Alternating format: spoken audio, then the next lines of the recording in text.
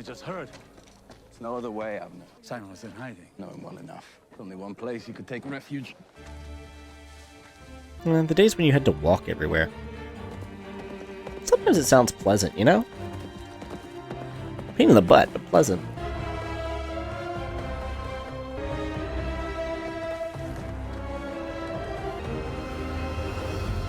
You know, I'd always kind of pictured Mount Sinai as like a lonely mountain situation. It's kind of in the middle of everything. Almost like the that giant rock in the Outback or Stone Mountain in Georgia. Father, retreat! I do like the idea that weird stuff happens on top of Mount Sinai because, I mean, God's literal, very palpable presence was there. Seems like that would leave a mark. Samuel, it's Jonathan! It's Jonathan! Jonathan? Yes! Samuel's so awesome. Why didn't you say so? Are you hurt? Oh, you've not lost your strength. Ah, I have old man's strength, huh? And I have a very good stick. Like Teddy Roosevelt. Drink this. It will help calm you. Man, Good to see you after all these years. it's windy up there. Strong young Recording would have man been you a have become. pain in the You butt. remain a gracious host. Wish I could say the same for your husband. His burdens were heavy on his shoulders. He has to take them out on someone. She's awesome. What just happened to me?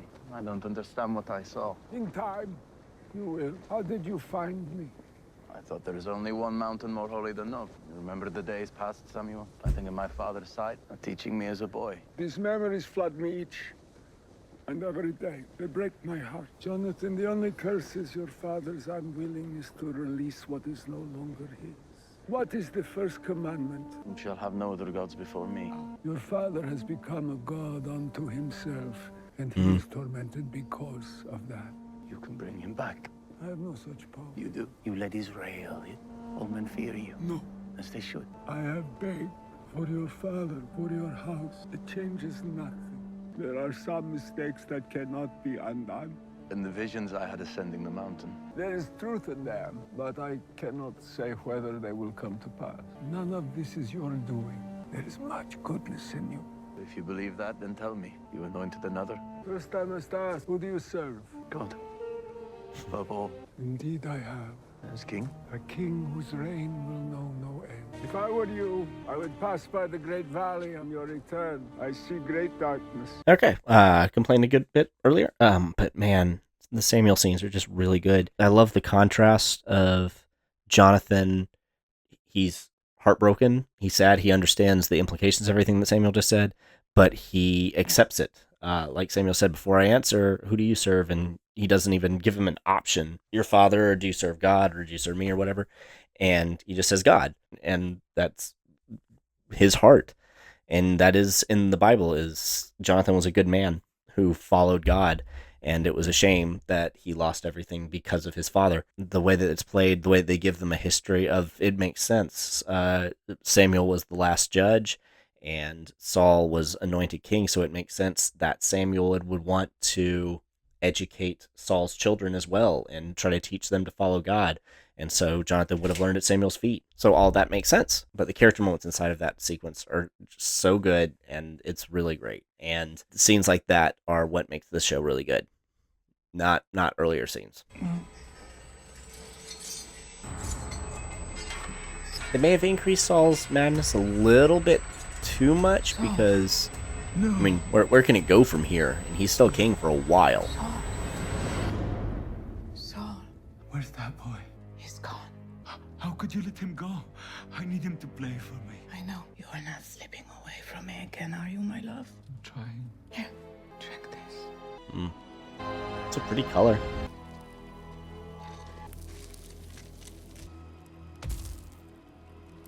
It's no water ripple, but I'll take it. I will kill you! Hebrews, house of Saul! Father, look. David. Also that girl. Heesh and that girl. Both the weak acting leads in this show. David!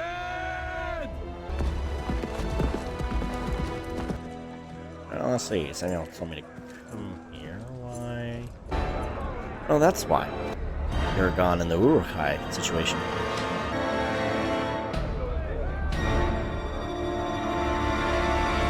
Choice, I don't know the significance of those mountains. The Philistines have assembled. We already received word. How many did you see? They cover the mountain like sands on the shore. Do giants walk among them? I cannot say for sure. Summon the tribes, all of them. Together we shall do what we have always done. Fight!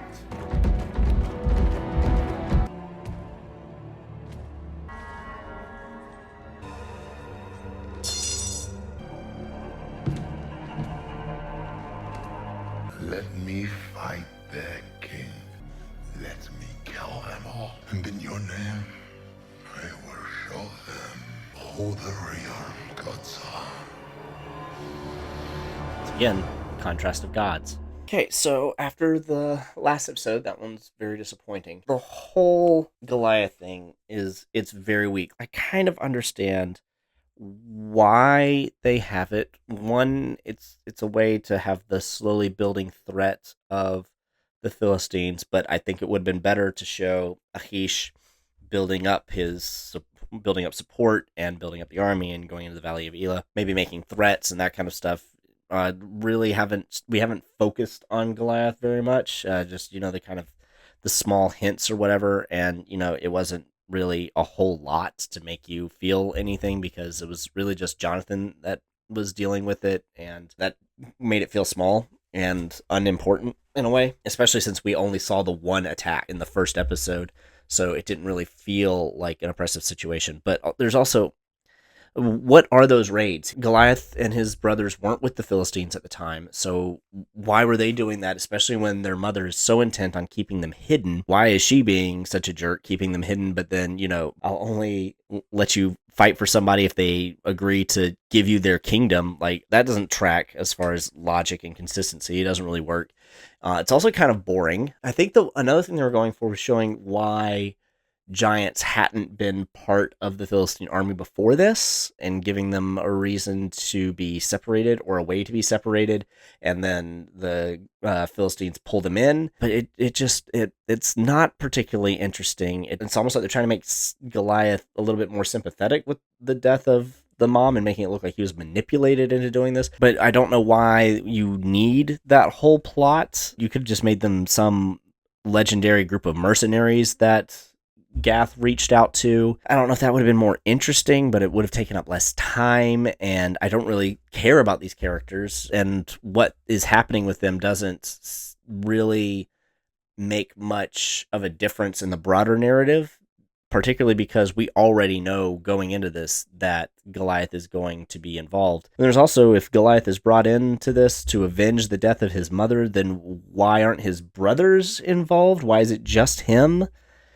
So much of it doesn't really make a whole lot of sense. I don't know what's going on with the seer and trying to bring him into this. I don't know what his overall plan is or whatever. His defecting kind of came out of nowhere. He did seem angry at Yahweh inside of the scene with Samuel's assistant apprentice. So I guess, you could consider that some foreshadowing to what happened, but I missed it if that was the case. And it felt odd that as soon as he finds out that Saul's had the kingdom taken from him, he just immediately goes to the Philistines and tells them what exactly. It actually doesn't seem like he told them anything. He just showed up and then said, hey, I have a plan to get that giant back if you want him. I don't really understand what his involvement is in all of this. The conversation with the army council should have been earlier in the season. We need to go ahead and deal with the Philistines now, maybe episode 3. A while back, and Saul thinks that they should do it, and they say no, and now it's escalating to a bigger problem. Not 30 show minutes later. Didn't really have time for the earlier decision to actually impact the next decision having to be made, so that felt like a mistake. Yeah, this episode is it was weak. It had the really good scene with Samuel, and I like the casting out of the mystic. That was good. But for the most part, this episode was not very good. It wasn't horrible, but it was definitely a weaker one, and that weakness was felt much more because of the strength of the last episode. So those are my thoughts on episode 6. Next is episode 7, and that I have definitely not seen. So then we'll be going in blind. You'll see me next time if you subscribe, and we'll be looking at episode 7 together. Thanks. Bye.